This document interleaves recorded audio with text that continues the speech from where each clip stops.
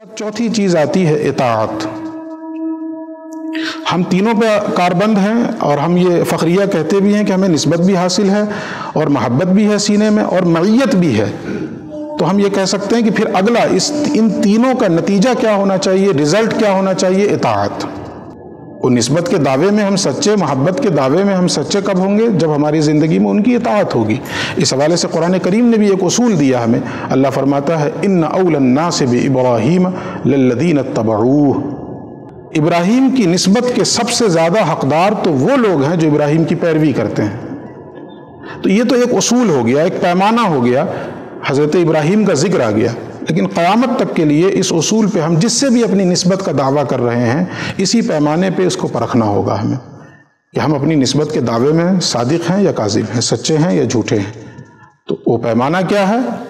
निस्बत का हकदार सबसे ज़्यादा जिससे भी वो दावा कर रहा है, कल क़यामत के दिन अल्लाह के यहाँ वही माना जाएगा जिसने अपनी ज़िंदगी में जिससे निस्बत का दावा कर रहा है उनकी इताअत कर ली।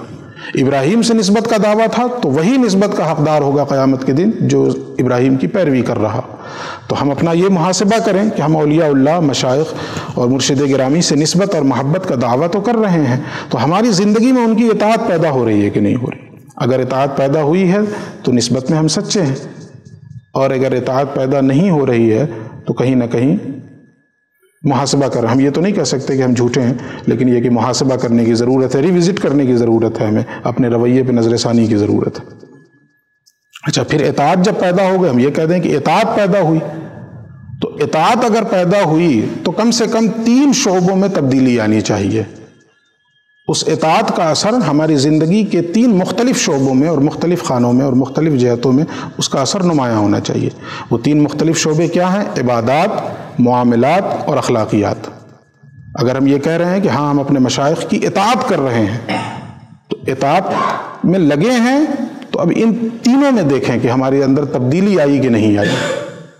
इबादात के खाने में कि अपने मशाइख से निस्बत, मोहब्बत, मईयत, ताल्लुक़ से पहले अगर हम फ़राइज़ व वाजिबात के पाबंद थे, तो इस निस्बत व मोहब्बत और मईयत में जो इताअत पैदा हुई है, अब इस इताअत के नतीजे में उसमें कुछ तरक्की हुई कि नहीं हुई?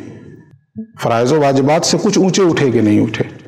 और अगर हम फ़राइज़ व वाजिबात ही के तारिक थे तो कम से कम फ़राइज़ व वाजिबात पे आए कि नहीं आए? हराम के मुर्तकिब थे, हराम का इर्तिकाब करने वाले थे, तो उससे बचने का जज्बा पैदा हुआ कि नहीं हुआ? उस तरफ हमारी जिद्दोजहद हुई कि नहीं हुई? तो इबादात में पहली तब्दीली जो है वो इबादात में, और ये पहली और दूसरी तरतीब के एतबार से नहीं कर रहा हूँ, बताने के एतबार से। एतिक़ादियाती ज़ाहिर है कि बेस बुनियाद है, इबादात की बेस एतिक़ादियात। तो एतिक़ादात में हमारे अंदर जो अगर कजरवी पाई जा रही थी, तो सही समत की तरफ हम चले कि नहीं चले?